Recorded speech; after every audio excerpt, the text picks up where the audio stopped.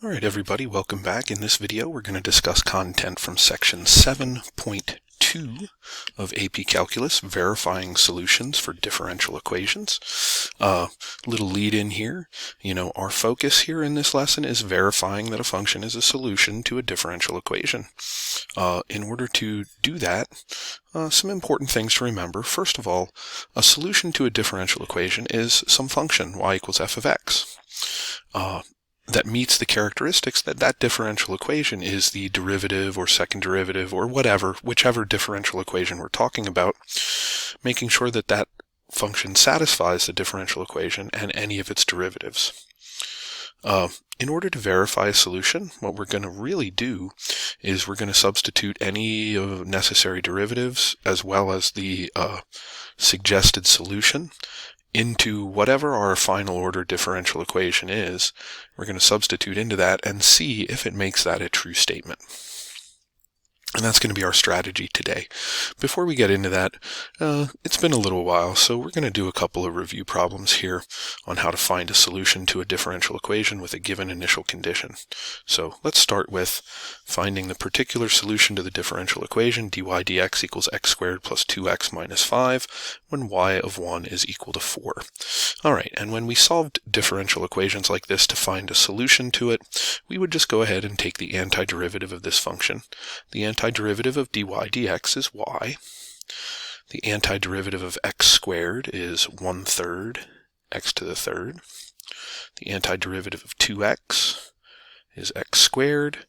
The antiderivative of minus 5 is minus 5x. And of course, I'm going to remember my constant of integration.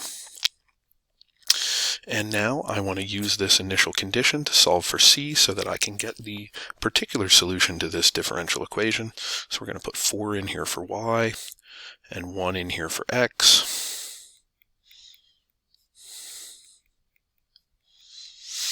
And solve for c. Let's see, we've got 4 equals 1/3 plus 1 minus 5 plus c. So that's going to be minus 4 minus 3 2/3, so minus 11/3. So c should be, what here, 23,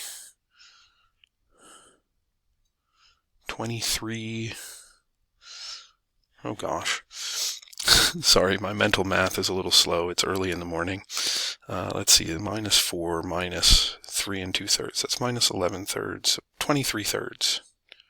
Is what we should end up with here.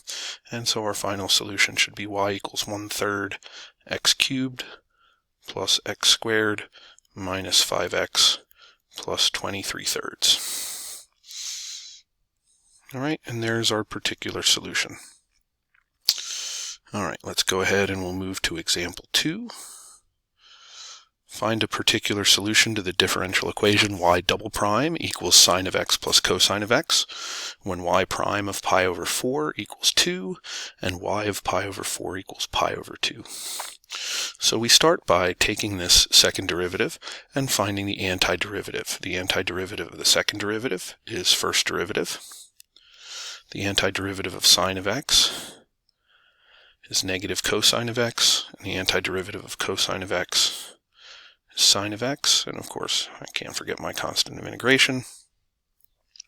And now we're going to substitute in this initial condition to solve for c. So let's see, y prime is equal to 2 when x is pi over 4.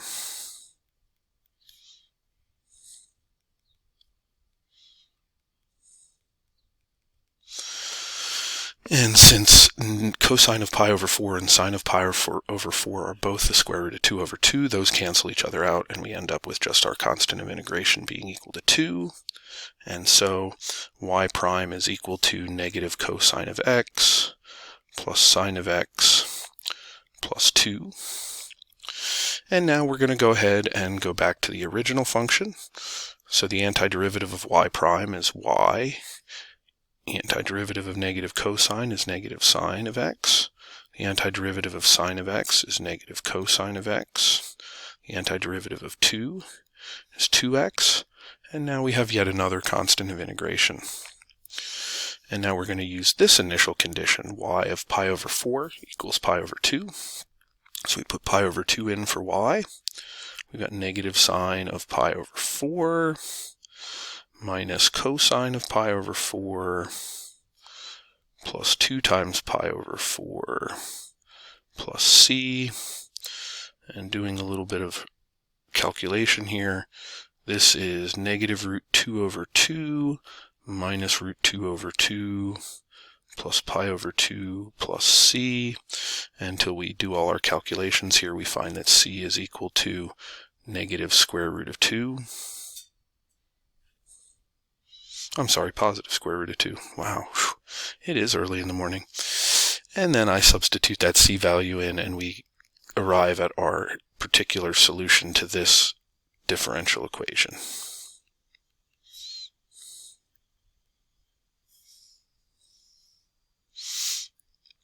All right, let's see. Let's go on to example 3. Now we're going to start verifying that these are solutions. Let's start with example 3. Verify that y equals e to the negative 3x plus 5x plus 2 is a solution to the differential equation y prime plus 3y minus 15x equals 11. Okay, so we want to make sure that this solution works in this differential equation. And in order to do that, we need to figure out what the value of y prime is so that we can go ahead and substitute it into that differential equation to test. So the first thing I'm going to do is I'm going to take the derivative of the proposed function y. Y prime is equal to negative 3e to the negative 3x plus 5. So that's y prime. And now what I'm going to do is I'm going to take my differential equation here, and I'm going to substitute in the appropriate values to try and verify that this is correct. I actually like to just work from the left-hand side of these sometimes to see if they're equal to what's on the right-hand side. You know, different people have different approaches. So first I'm going to substitute in y prime. That's negative 3e to the negative 3x plus 5. And then I'm going to add to that 3 times y. So I'm going to take what y is equal to and substitute it in here.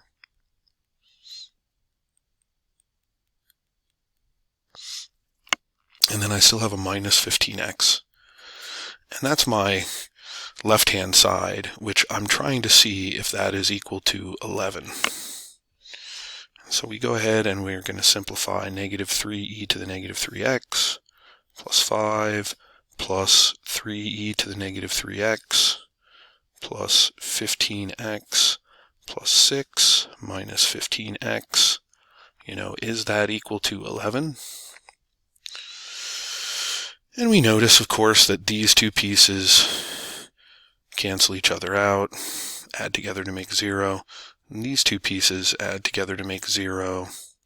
And so we end up with just 11 on the right-hand side, which is equal to what we were looking for, and therefore we have verified that y equals e to the negative 3x plus 5x plus 2 is a solution to this differential equation. All right. Let's, you know what? We're going to call it quits there, and we will come back for the rest of this lesson in a second video. I don't think I'm going to get done in one video, so we might as well cut it off here. So come on back next time for video 2 from section 7.2, verifying solutions for differential equations. All right, have a great rest of your day, everybody, and we'll see you next time. Bye-bye.